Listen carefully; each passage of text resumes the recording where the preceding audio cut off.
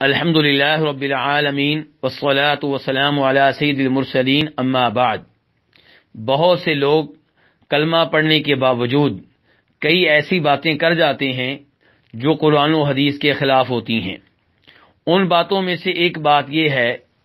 کہ کئی لوگ نبی کریم صلی اللہ علیہ وسلم سے محبت کا اظہار کرتے ہوئے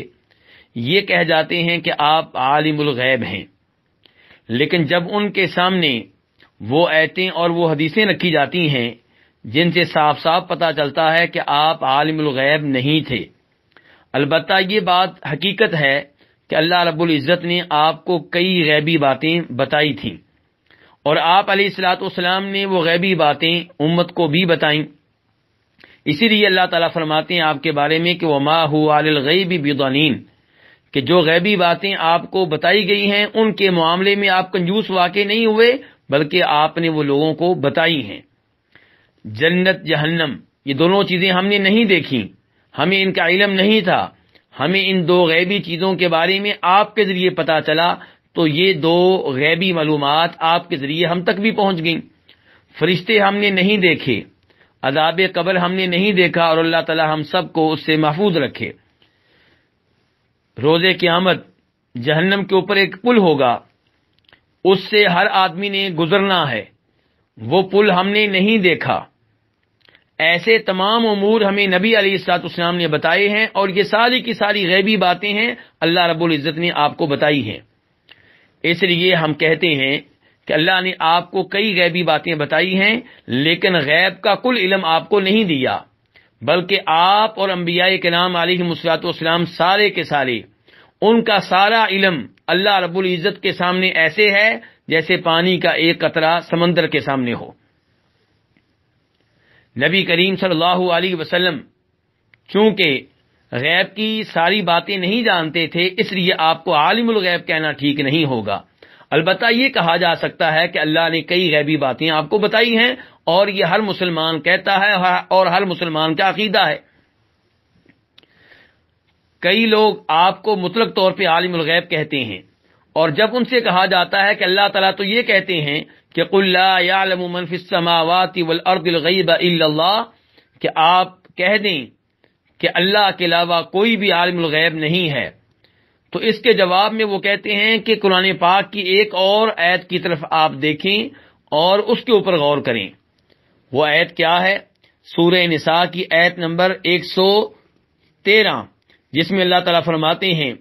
کہ وَأَنزَلَ اللَّهُ عَلَيْكَ الْكِتَابَ وَالْحِكْمَةَ وَعَلَّمَكَ مَا لَمْ تَكُنْ تَعْلَمْ، اور اللہ نے آپ پہ کتاب نازل کی، اللہ نے آپ پہ حکمت نازل کی، اور اللہ نے آپ کو وہ علم دیا جو علم آپ کے پاس نہیں تھا، اللہ نے آپ کو وہ کچھ سکھایا جو آپ نہیں جانتے تھے۔ اللہ نے آپ کو وہ کچھ سکھایا جو آپ نہیں جانتے تھے، اس سے مراد بہت سے احباب یہ لیتے ہیں کہ اس کا مطلب یہ ہوا کہ اللہ نے آپ کو وہ سارا علم دے دیا جو آپ کے پاس نہیں تھا، یعنی کہ سارے کا سارا علم آپ کو مل گیا ہے۔ نعوذ باللہ من ذالک، یہ بہت ہی خطرناک عقیدہ ہے، اور یہ قرآن پاک کی آیت کے مفہوم کو تبدیل کرنے کے مترادف ہے۔ اگر ان الفاظ کا یہ مطلب لیا جائے کہ اللہ نے سارے کا سارا علم آپ کو دے دیا، تو ہم سب کو پتہ ہونا چاہیے کہ سورہ علق میں آیت نمبر 5 میں اللہ تعالیٰ فرماتے ہیں علم الانسان ما لم یعلم، کہ اللہ نے انسان کو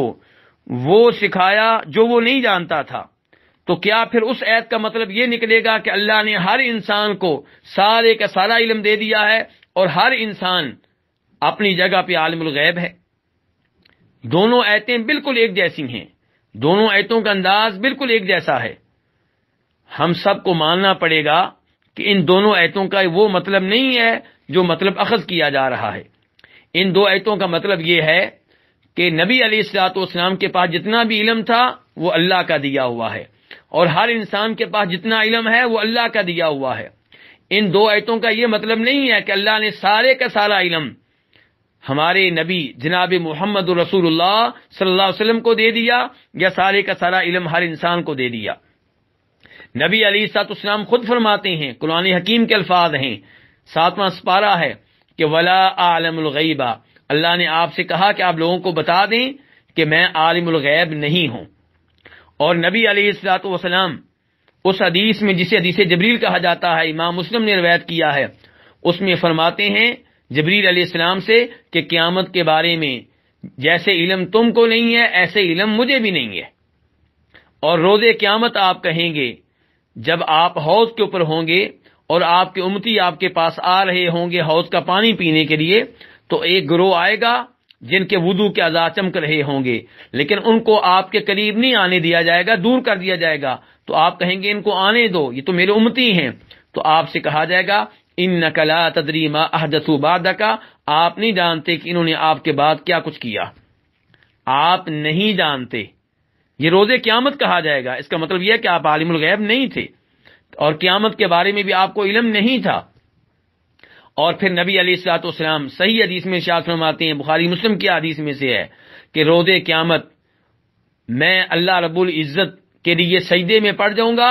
اور سجدے میں میں وہ الفاظ کہوں گا، وہ کلمات کہوں گا جو اب مجھے معلوم نہیں ہیں، تب اللہ تعالیٰ میرے ذہن میں ڈالے گا۔ یہ اور اس قسم کے بہت سے دلائل ہیں جن سے پتہ چلتا ہے کہ اگرچہ نبی علیہ الصلوۃ والسلام تمام انسانوں میں سب سے زیادہ علم رکھنے والے تھے،